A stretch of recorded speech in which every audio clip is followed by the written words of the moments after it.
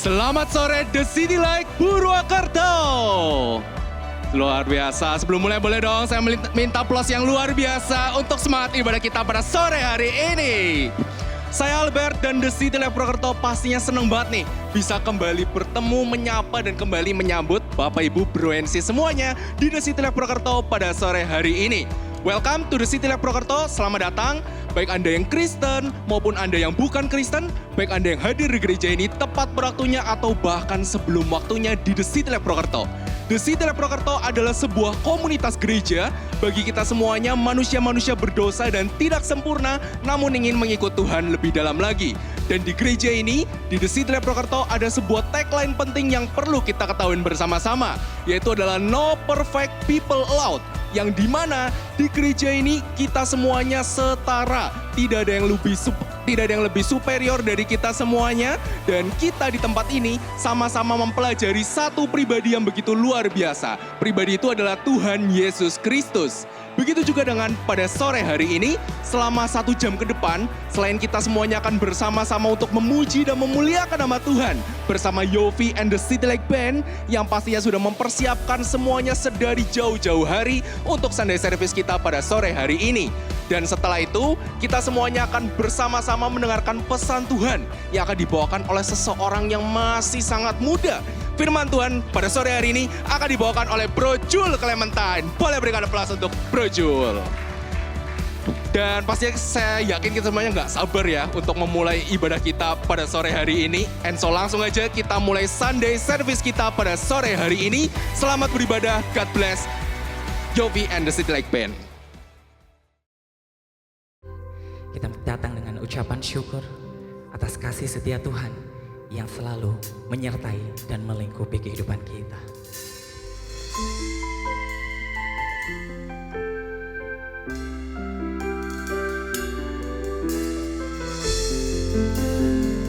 Mari dengan kesungguhan hati kita naikkan pujian ini bersama.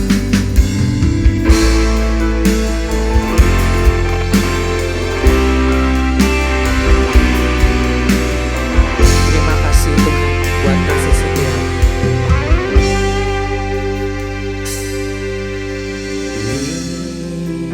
Lingkupiku dengan sayang-Mu, naungiku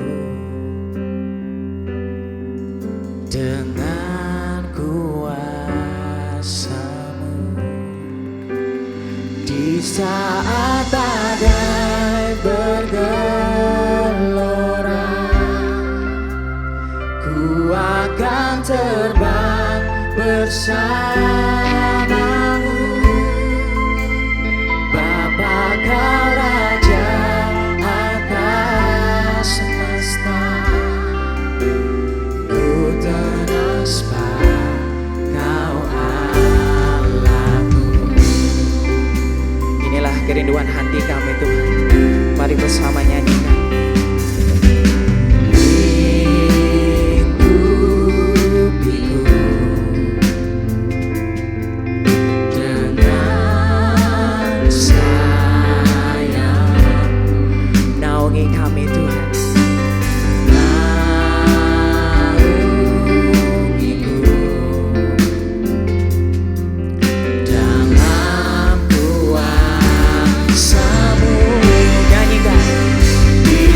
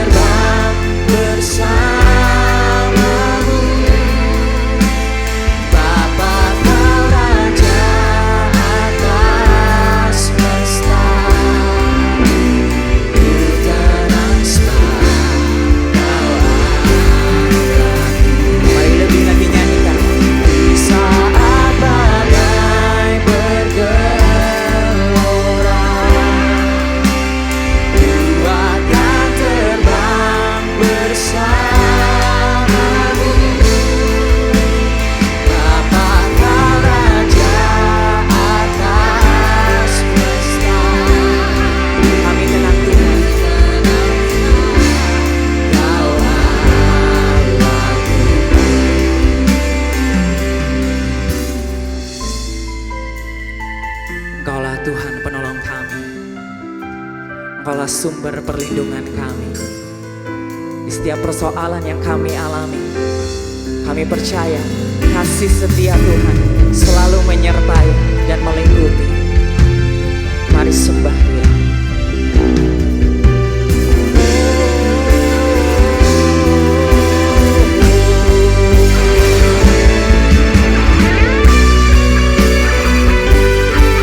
Terima kasih Tuhan Yesus.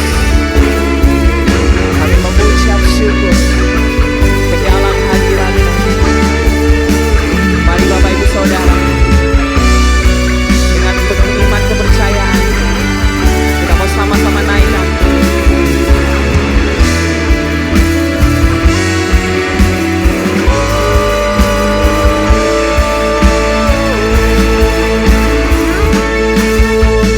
Di saat badai bergelora, ku akan terbang bersamamu.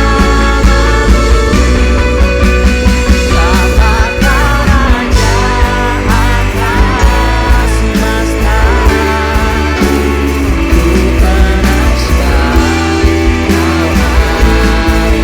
Mari lebih lagi naikkan. Di saat badai bergelora, ku akan terbang bersamamu. Dapat Kau Raja atas semesta, ku teraskan Kau hariku. Kami tenang dulu. Ku teraskan Kau hariku. Dengan iman nyatakan, ku teraskan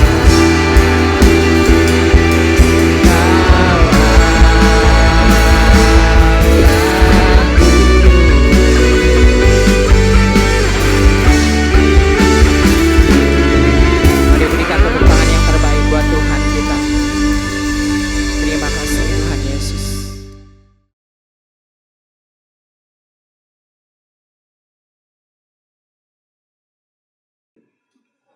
Selamat sore Bapak Ibu semua. Terakhir Januari pas saya khotbah, kata Bu Budi ngomongnya terlalu cepat, kayak dikejar maling katanya. Jadi hari ini saya coba pelanin ya. Di tahun 1986, NASA meluncurkan pesawat ulang-alik atau roket yang dinamakan Challenger. Dan beberapa jam sebelum peluncuran, para insinyur sudah memberikan peringatan ke pihak NASA kalau ada satu bagian kecil di pesawatnya bernama O-ring. Itu ring berbentuk O yang kalau terkena suhu dingin dia bisa malfungsi atau bisa rusak.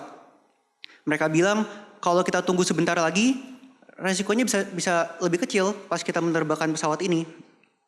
Tapi manajemen NASA bilang kita nggak bisa loh terus nunggu. Jadwal harus jalan, kita butuh kepastian. Dan 73 detik setelah lepas landas, pesawat Challenger ini akhirnya meledak dan 7 astronot tewas. Kalau kita perhatikan dengan baik-baik, masalahnya di cerita ini tuh masalahnya bukan orang-orang yang kurang pintar, tapi orang-orang pintar yang nggak tahan dengan ketidakpastian. Jadi seringkali yang membunuh manusia atau menghancurkan manusia itu bukan ketidaktahuan, tapi keinginan buat mendapatkan kepastian yang instan. Sekarang saya pindahkan ke cerita yang lebih dekat ya, yang lebih relatable. Mungkin Bapak Ibu pernah punya anak kan ada tahap-tahap perkembangannya ya. Dia umur segini harusnya sudah bisa jalan, kemudian dia bisa ngomong. Kadang sering ada anak yang telat buat ngomong atau telat buat jalan. Dan orang tuanya sudah ke dokter, dokternya bilang, kita sudah observasi, normal kok anak Bapak Ibu, cuma dia telat aja. Tapi orang tuanya nggak tahan kan. Orang tuanya tidak tahan dengan ketidakpastian. Jadi mereka terapi terus, secara intens, ajarin terus. Hasilnya bukannya ada kemajuan, malah kemunduran buat anaknya. Karena dia terlalu stres. Jadi yang melukai anak ini, itu bukan niat jahat dari orang tua, tapi ketidaksabaran orang tuanya. Karena bagi banyak orang, nggak tahu itu lebih mengerikan daripada salah. Sekarang contoh terakhir, kan sekarang lagi zamannya investasi ya, Bapak Ibu semua. Ada investasi emas, ada kripto, ada saham, forex, dan lain-lain. Dan buat Bapak Ibu yang mengikuti, sekarang tuh saham sama kripto lagi lumayan jelek pasarnya hari ini. Lagi merah. Dan di saat-saat merah ini, seringkali yang bikin orang rugi, itu karena mereka nggak tahan akan ketidakpastian. Kalau suatu saham atau suatu koin itu bakal naik lagi. Jadi yang menarik, orang yang paling untung di pasar seringkali bukanlah orang yang pintar, tapi yang paling tahan hidup di ketidakpastian. Sekarang saya mau bilang sesuatu yang mungkin kurang nyaman buat kita semua.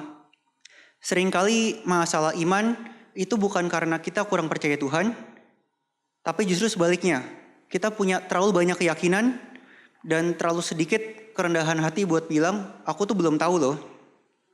Dan ketika hidup gak memberi kita kepastian yang cepat, seringkali kita langsung membuat jawaban kita sendiri. Bukan cuma mencari, tapi membuat jawaban kita sendiri. Bukan cuma cari jawaban hidup, tapi bahkan sampai kita bikin Tuhan versi kita sendiri.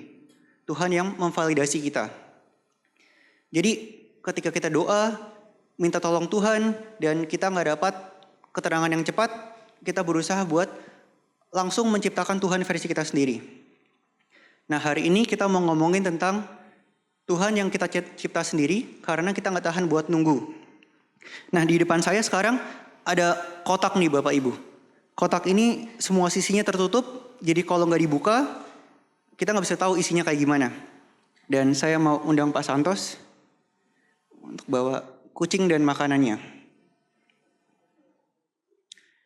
Ini kucingnya beda sama yang tadi pagi. Yang tadi pagi kabur soalnya. Jadi dalam kotak ini kita masukin makanan kucing. Yang sebelumnya saya dan Pak Santos sih udah kasih racun kucing. Kemudian kucing ini dimasukkan dan ditutup. Jadi secara teori selama kotak ini tertutup, kita nggak bakal tahu apa yang terjadi di dalam kotak ini.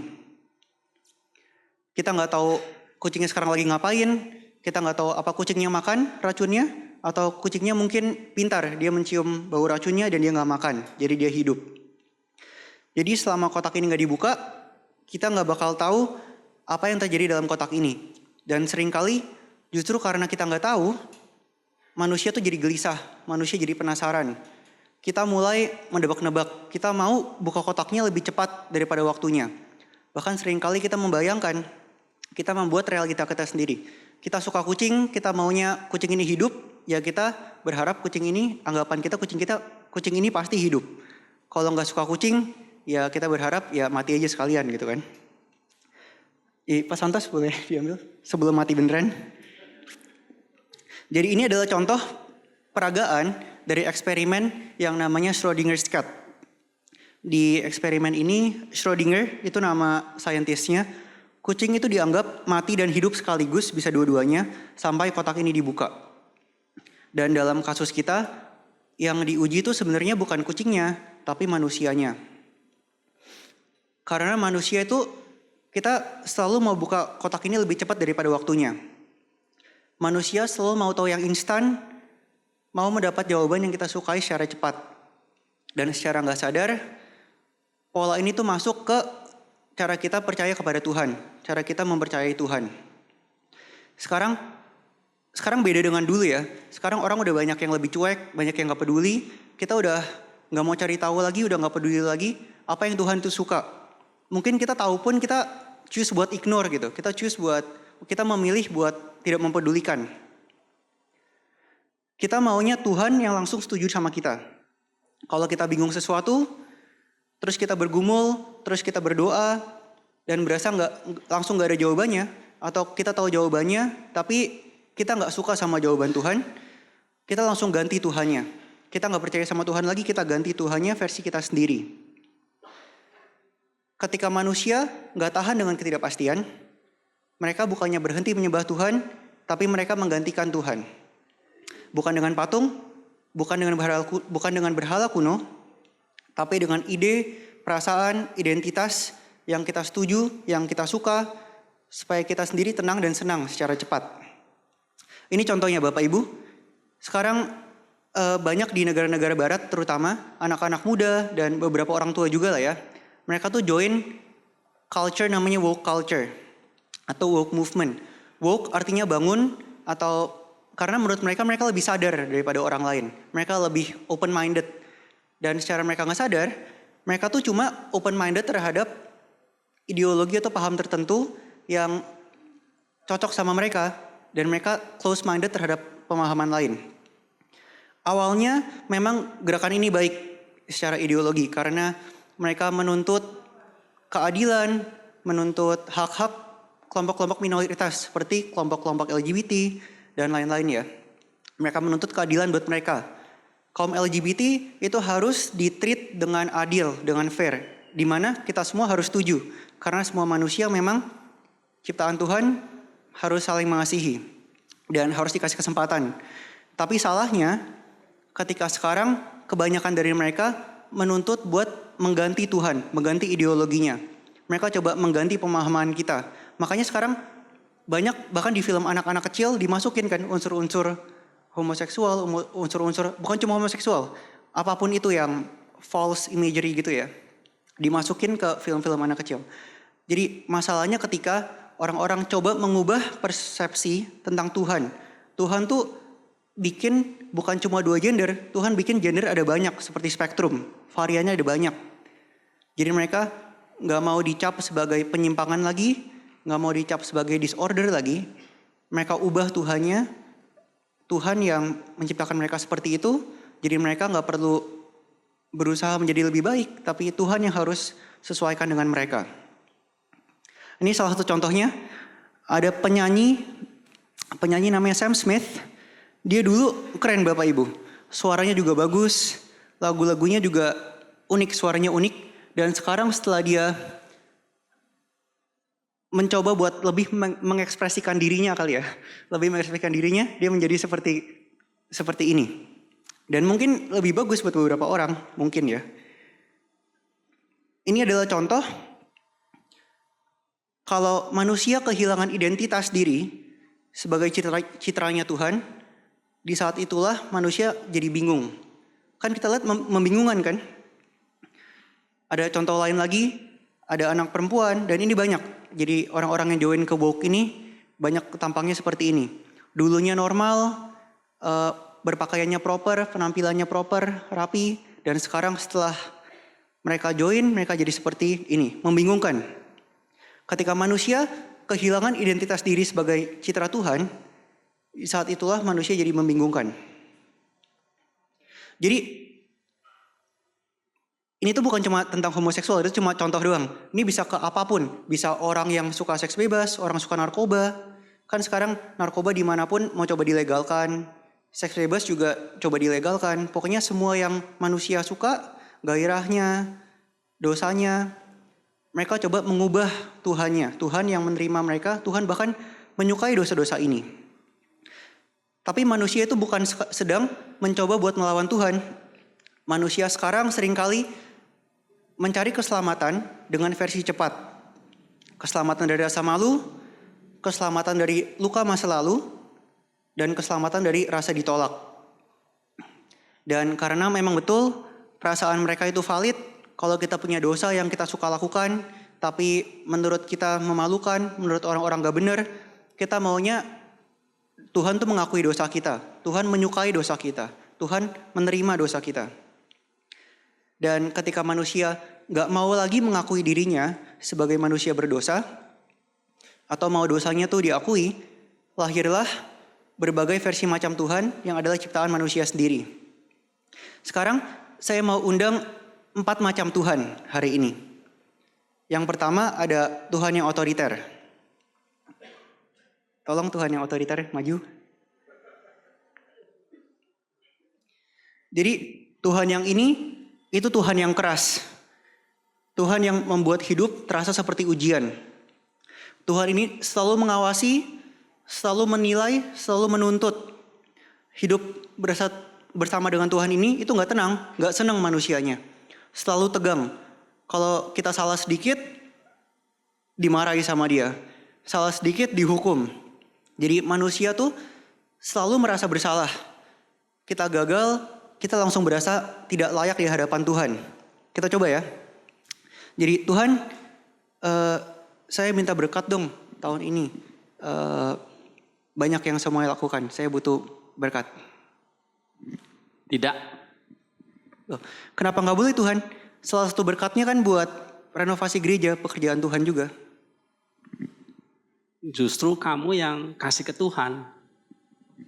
Jadi kalau misalnya saya buat kasih makan orang tua saya sakit, buat bayar rumah sakit, boleh minta berkat gak Tuhan, bantuan? Tidak juga. Kenapa nggak boleh Tuhan? Terserah saya. Jadi kita jangan salah percaya Tuhan ya. Tuhan kalau Cina ya pelit begini. Thank you Tuhan otoriter. Jadi Tuhan ini saking mengerikannya, dia menciptakan orang yang patuh, tapi kita tuh hidupnya sulit. Tuhan yang benar secara moral, tapi kering secara relasi. Kita nggak bisa punya relasi yang baik dengan Tuhan. Nggak bisa seperti ayah. Tuhan ini lahir dari ketakutan manusia yang dalam, yaitu aku takut hidupku kacau kalau nggak ada yang mengontrol. Aku takut hidupku kacau kalau nggak ada yang mengawasi. Maka Tuhan dijadikan seperti seorang pengawas, bukan seperti Bapa kita. Yang kedua, ada Tuhan yang permisif. Tuhan yang permisif. Tuhan yang permisif ini, dia kontras dengan Tuhan otoriter. Dia Tuhan yang tidak menuntut, dia maunya disukai oleh manusia. Jadinya manusia minta apapun, pasti dikasih sama Tuhan ini. Dia mau dicap sebagai fun God atau Tuhan yang baik. Kita coba ya. Tuhan, saya tahun depan mungkin mau nikah. Boleh minta berkat gak Tuhan? Buat beli cincin segala. Langsung dikasih banyak, saudara-saudara. Tuhan, saya mau beli emas loh di toko Mas Aneka. Butuh. Dapat lagi. Jadi Tuhan yang ini memang sangat baik ya. Uangnya banyak lagi. Jadi Tuhan. Ya. Oh ya, boleh minta lagi Tuhan. Oh ya. Mau ditebar juga boleh kalau. Oh ya. Ya, terima kasih Tuhan.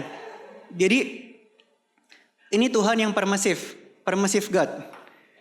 Dia memberi rasa diterima buat manusia, tapi dia nggak memberi arah. Masalahnya Tuhan ini tuh bukan Tuhan yang jahat ya. Tuhan ini Tuhan yang baik, bahkan terlalu baik sampai dia jadi terlalu jinak buat menyelamatkan manusia. Tuhan ini lahir dari satu keinginan manusia, yaitu selalu ingin diterima. Dan yang ketiga, ada Tuhan yang transaksional. Kalau Tuhan yang ini, seperti namanya, dia transaksional.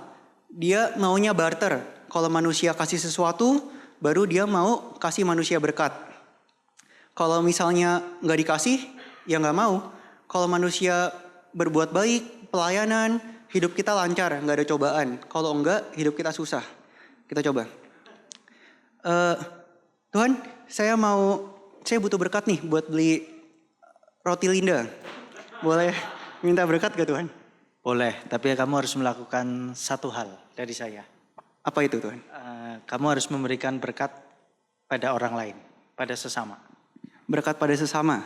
Kita coba. Untung saya ada snack ini nih. Oh, Albert. Saya nggak tahu Albert membutuhkan atau enggak, cuma kasih ke Albert. Udah Tuhan, saya udah boleh dapat uangnya? Boleh. Tapi sebentar, itu sepertinya bukan roti merek saya. Jadinya gimana Tuhan? Ya sudahlah, gak apa-apa. Oh, Ini untuk kamu. jadi Tuhan ini Tuhan yang transaksional. Dia cuma mau kasih kalau manusia sudah berbuat baik. Kalau manusia udah kasih persembahan, baru dia bisa dilipat gandakan. Terima kasih Tuhan. Jadi dengan Tuhan yang transaksional ini, relasinya tuh jadi seperti kontrak. Karena ketaatan kita cuma kita anggap sebagai investasi. Kalau kita baik supaya kita masuk surga. Kita taat supaya kita diberkati. Dan supaya hidup kita aman. Selama kita hidup baik, ya iman kita kuat-kuat saja. Tapi ketika kita kecewa, kita berasa kita sudah berbuat baik, tapi kok nggak dibalas sama Tuhan, di saat itulah iman kita runtuh. Tuhan ini lahir dari keinginan besar manusia, yaitu kita mau masa depan yang bisa dikendalikan. Dan ada Tuhan yang terakhir, Tuhan yang versi anak-anak muda sekarang yang sering, versi dunia sekarang, yaitu Tuhan yang seperti badut. Ayo kita undang Tuhan seperti badut. Jadi Tuhan ini selalu menyesuaikan diri dengan manusia. Kalau saya nggak mau punya Tuhan yang mengerikan, seperti Tuhan otoriter, saya maunya Tuhan yang lucu, Tuhan yang bisa saya bentuk. Jadilah Tuhan seperti badut seperti ini. Saya maunya Tuhan yang lucu, jadi Tuhan badut pasar malam. Jadi ini mirip sama Tuhan permissive God atau Tuhan yang kedua. Kalau saya minta apapun, saya bakal dapat. Tapi bedanya Tuhan yang permissive God, itu saya masih sangat hargai. Saya masih minta, baru saya dikasih. Kalau Tuhan yang ini, saya nggak peduli sama sekali. Wujudnya saya yang bentuk sendiri kan. Saya minta dia jadi badut dia. Kalau saya suka ini, artinya Tuhan juga suka ini. Kalau saya nggak nyaman buat berubah, Tuhan ini yang berubah menyesuaikan saya. Saya coba ya. Tuhan, saya kemarin coba ikut teman saya. Saya judi online, awalnya menang sih. Tapi habis itu kalah rungkat loh. Rungkat, habis. Jadi saya boleh minta berkat gak buat gantinya? Judi kan gak baik ya. Loh. Tapi saya gak peduli. Saya maunya punya Tuhan yang suka judi. Kamu suka judi gak Tuhan? Suka gak? Suka. Suka? Iya. Saya minta berkat ya Tuhan. Nanti judi mau ikut? Oh, boleh, ayo. Terus saya tahun depan, saya besok-besok kalau nikah, saya maunya punya istri banyak loh Tuhan. Jadi saya butuh berkat lagi, karena banyak istri butuh banyak modal kan. Minta berkat lagi ya. Banyak ya maunya? Banyak maunya. Iya jadi saya ambil lagi Tuhan. Kok Tuhan suka seks bebas gak? Ya oke sih. Emang asik Tuhan ini. Jadi uangnya masih banyak, saya minta semuanya ya. Oh nggak boleh. Kan ini ada yang membutuhkan ya. Orang-orang yang. Saya nggak peduli, saya maunya Tuhan cuma sukanya sama saya. Jadi saya ambil aja Tuhan. Ya. Jadi Tuhan ini nggak membentuk manusia, dia cuma menghibur manusia.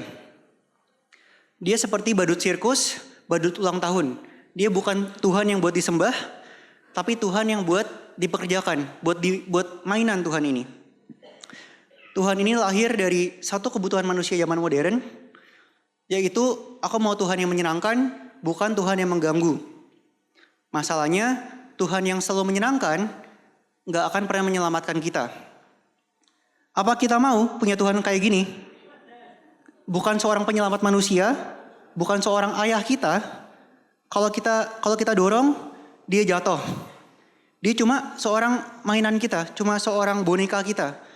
Dia posisinya di bawah manusia seperti saya. Saya maunya dia gimana, dia harus seperti itu. Thank you, Tuhan badut. Jadi apa kita mau punya Tuhan seperti itu? Memang menyenangkan ya, Tuhan itu bisa diinjak-injak, bisa kita bikin sendiri sesuai kita. Kalau kita mau punya istri banyak, ya kita percaya kalau Tuhan setuju dengan banyak istri. Kita suka-suka kita aja gitu Tuhannya. Jadi Tuhan yang bisa diinjak-injak. Kita bentuk sesuai kita, pokoknya manusia selalu benar. Apa yang kita suka, baik itu benar maupun salah, manusia yang selalu benar. Udah kayak ibu-ibu. Jadi Tuhan yang benar-benar seperti badut pasar malam. Keempat macam Tuhan ini itu lahir karena ada dua macam kelompok yang ekstrim di dunia. Kelompok satu yang mau kalau punya Tuhan yang sangat lunak. Mereka mau punya Tuhan yang soft. Biasanya kelompok ini sering dicap sama orang sebagai kelompok yang pendosa atau yang nakal. Makanya mereka mau punya Tuhannya tuh yang lunak, bukan Tuhan yang penghukum.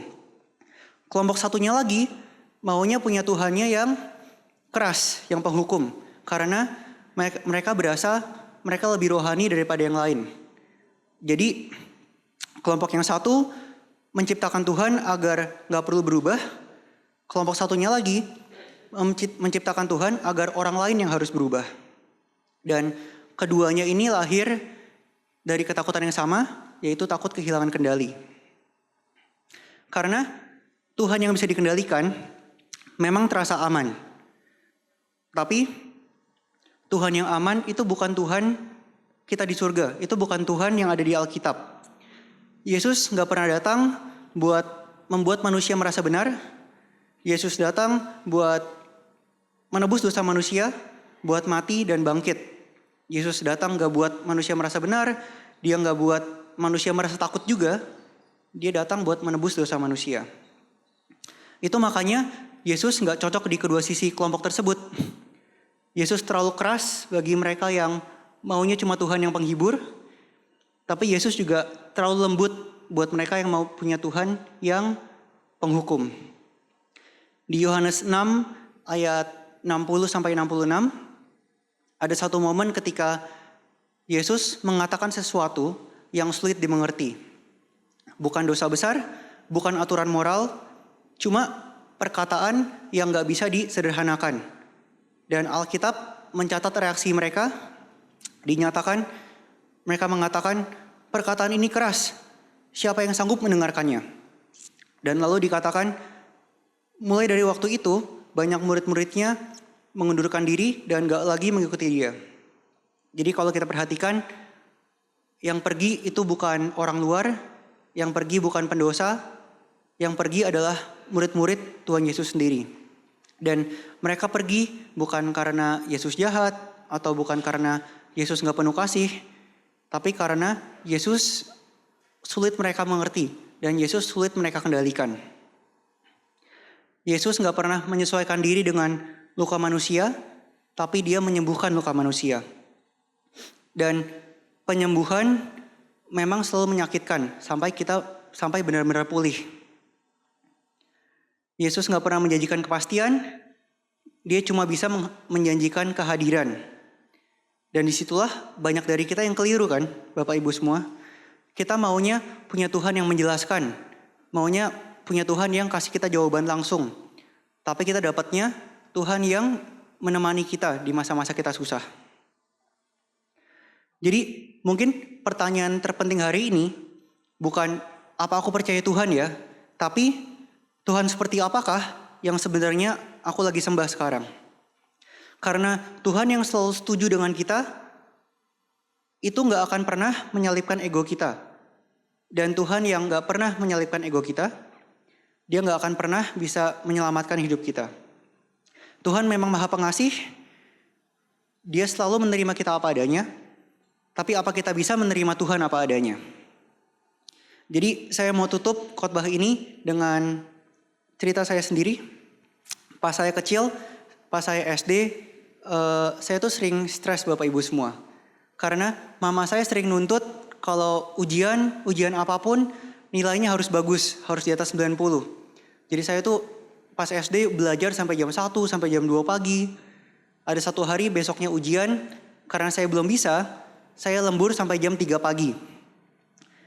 Udah saking ngantuknya, saya ke kamar pala mama saya bilang, "Pah, Mah, aku kayaknya gak bisa belajar lagi loh. Udah ngantuk banget, gak ngerti-ngerti." Saya harap saya dapat jawaban dari orang tua saya yang kasih saya kelegaan yang instan, ketenangan yang instan. Saya harap orang tua saya bilang, "Oh ya gak apa-apa. Kalau gak lulus ya ada remedial kok. Papa gak peduli, mama gak peduli gitu. Atau kalau gak naik ya gak apa-apa. Kita bayar sekolah lagi aja." Tapi nyatanya mama saya malah bikin saya kopi jam 3 pagi. Papa saya juga bilang tetap harus belajar loh. Kalau enggak malu-maluin. Jadi saya nggak jawab. Saya nggak dapat jawaban yang saya mau. Tapi saya dapat orang tua yang malam itu menemani saya sampai pagi. Saya mendapat orang tua yang menemani saya belajar sampai saya bisa. Jadi kita sering datang ke Tuhan seperti saya datang ke papa mama saya. Dengan pertanyaan, dengan kebingungan. Dengan harapan ada jawaban yang cepat. Ada instant relief. Tapi seringkali Tuhan gak kasih kita kelegaan yang instan. Bukan karena dia jauh, bukan karena Tuhan gak peduli. Tapi karena Tuhan adalah Bapa yang tahu kalau kehadirannya lebih menyembuhkan daripada jawaban instan. Dan mungkin iman dewasa itu bukan saat kita akhirnya tahu segalanya, tapi saat kita bisa berkata dengan jujur, aku gak tahu, tapi aku gak sendirian. Jadi mari kita berdoa. Tuhan, ampuni kami kalau seringkali kita secara gak sadar kita mengecilkan Tuhan. Kita mengubah-ubah versi Tuhan supaya hidup kita terasa aman. Ajari kami supaya bisa percaya kepada Tuhan, bukan karena semuanya jelas, tapi karena Tuhan selalu setia kepada kami. Beri kami keberanian buat mengikut Tuhan, bukan mengedit Tuhan. Bukan mencoba buat mengendalikan Tuhan. Dan di tengah ketidakpastian hidup kami memilih buat tetap berjalan bersama Tuhan. Amin.